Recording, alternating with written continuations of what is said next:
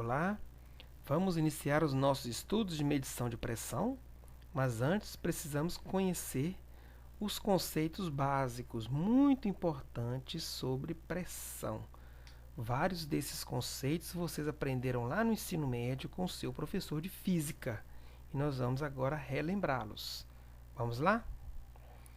Esse é o levantamento feito por uma conceituada revista de instrumentação e ela, nessa pesquisa, determinou que a pressão é a unidade mais medida nos nossos processos industriais. Pois é, e ela de forma indireta é utilizada para medir vazão e nível. Por isso que ela é muito utilizada, seguido de perto da temperatura, certo? Então, o que é pressão? A pressão é definida como uma força atuando em uma unidade de área. Então, temos aqui uma área qualquer e eu tenho aqui uma força sendo aplicada. Então, a formulazinha simples, pressão é igual a força sobre a área, onde temos aqui a fórmula. E a medição de pressão é o mais importante padrão de medida. Por quê? Pois as medidas de vazão e nível podem ser feitas utilizando esse princípio, como disse anteriormente. A unidade de pressão no sistema internacional é o Pascal, em homenagem a esse físico Blaise Pascal. Então, ele recebeu essa unidade em sua homenagem. Então, 1 Pascal é um PA que é igual a 1 Newton por metro quadrado. Lembram que pressão é força sobre uma área? Aqui eu tenho uma força, que é Newton. Aqui eu tenho uma área, que é metro quadrado. Então, 1 Pascal é 1 Newton por metro quadrado. Só que o Pascal é uma unidade muito pequena, que equivale à pressão exercida por uma coluna d'água de altura de 0,1 milímetro. 0,1 milímetro é muito pouco. Que é equivalente à pressão de uma cédula de dinheiro sobre uma superfície plana. Ou seja, uma cédula de dinheiro sobre uma mesa, essa cédula está exercendo nessa mesa uma pressão de 1 Pascal. Olha só como Pascal é uma unidade muito pequena. É por isso que, na prática, o Pascal é utilizado em suas subunidades, que é o quilopascal, kPa, e o megapascal, o MPa, devido a ele ser uma unidade muito pequena. Essa unidade é no sistema internacional, que é a unidade que os professores de física utilizam lá no ensino médio. Normalmente, eles trabalham só com o sistema internacional, certo? Mas vamos ver que no ambiente industrial temos outras unidades mais utilizadas. Vamos lá. Vamos conhecer os tipos de pressão. Olha só que interessante. Pressão estática ou hidrostática. Olha o nome, prestem atenção. Hidrostática é o peso exercido por uma coluna líquida em repouso, porque é a hidrostática. Então, temos aqui dois exemplos. Temos aqui um chuveiro, uma caixa d'água. Essa caixa d'água está totalmente cheia. E a pressão no chuveiro, aqui, ó, será 3.000 milímetros de coluna d'água. 3.000 milímetros é igual a 3 metros de coluna d'água, quando a caixa d'água estiver totalmente cheia. Então, aqui, ó, nesse ponto aqui, eu tenho 3 metros de coluna d'água. É uma unidade de pressão, já vão aprendendo. Eu tenho 3.000 milímetros de coluna d'água, desde que a caixa esteja totalmente cheia, né? Porque daqui até aqui eu tenho 3 metros. Outro conceito interessante, temos aqui um vaso comunicante. Várias colunas líquidas de formatos diferentes, de larguras diferentes. E a pressão no fundo desse recipiente, ela é a mesma, independente do formato da coluna. Então, vamos supor que ela tem aqui de altura aqui 10 milímetros, esse aparato aqui.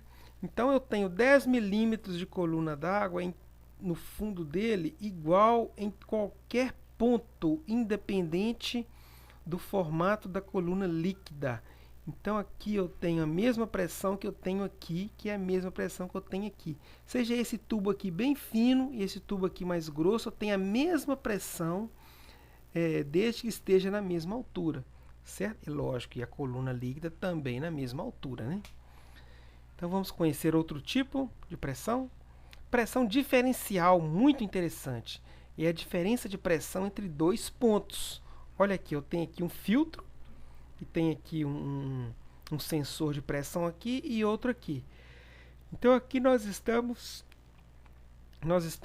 medindo a diferença de pressão antes e depois do filtro. Ele é muito utilizado para prever obstrução de filtros. Se o filtro está limpinho, bem limpo, o que eu tenho? Uma pressão muito baixa. À medida que uma diferença de pressão muito baixa, né? À medida que o filtro vai se obstruindo, o que vai acontecer? A pressão na entrada aqui vai aumentando em relação à pressão na saída. E essa diferença de pressão eu consigo detectar se esse filtro está obstruído ou não. E acompanhar a evolução da sua obstrução. Então, essa é a medida de pressão diferencial. Ó, nós vamos estudar muito pressão diferencial quando estudarmos medição de vazão, hein? Olha só.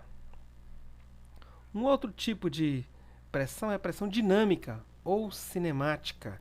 É a pressão exercida por um fluido em movimento, no sentido de impacto do fluido devido à velocidade do fluido.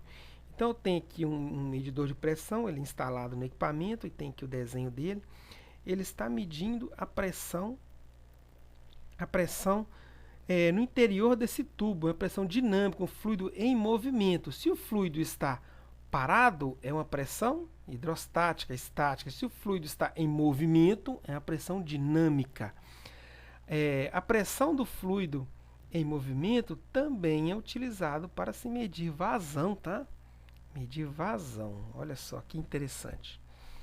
Então, próximo conceito, para a gente finalizar essa aula, é o conceito de pressão atmosférica.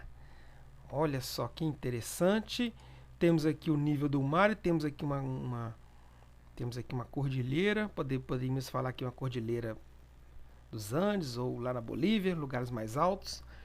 Então, no nível do mar, você tem muitas partículas de ar. À medida que você vai subindo em direção à atmosfera, você tem menos partículas de ar. Então, no nível do mar, podemos falar a grosso modo que temos um peso desse ar sobre nossas cabeças. Agora, imaginem lá na Bolívia, onde a nossa seleção brasileira jogou. Lá eles falam que o pessoal tem dificuldade para respirar, porque o ar lá é rarefeito. Lá eles têm menos partículas de ar sobre as suas cabeças. Então eu tenho menos pressão externa. Então essa é a pressão atmosférica. Então no caso lá do jogador de futebol, jogando lá no alto, ele tem dificuldade para respirar porque a caixa torácica dele está acostumado a pressão exercida na atmosfera aqui a nível do mar, uma pressão maior. Então ele chega lá na Bolívia, ele tem menos pressão exercida sobre a sua caixa torácica e ele tem que fazer mais força para respirar. O que a nível do mar ele já é natural e praticamente não precisa de fazer tanta força. Já lá na altura, lá nos Andes, na Cordilheira dos Andes, ele precisa de fazer força para respirar. O pessoal que mora lá já está acostumado com isso, então eles não sentem, né? O organismo dele já se adaptou a essa condição. Então, pressão atmosférica, pessoal, nada mais é do que o peso dessas partículas de ar sobre nós. E quanto mais próximo do nível do mar, maior será a pressão atmosférica.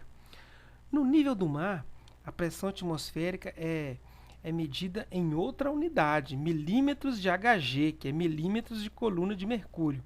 A nível do mar temos 760 milímetros de Hg. Então, olha só, temos aqui um exemplo. A pressão atmosférica ela diminui com a altitude. A nível do mar, 700 milímetros de Hg a 0 metros, a 100 metros já é 750 E lá a 300 metros de altitude temos 730 milímetros de Hg. Se você digitar na internet aí, pressão atmosférica de Ipatinga, ou Timóteo, ou Fabriciano, você vai encontrar qualquer pressão atmosférica que temos nesse momento. E a unidade lá é HPA, hectopascal. Então, olha só, um pouquinho que nós já estudamos, já falamos de algumas unidades, hein? Hectopascal, milímetros de Hg, milímetros de coluna d'água. Mas não assustem não. É tranquilo, é fácil. Até mais.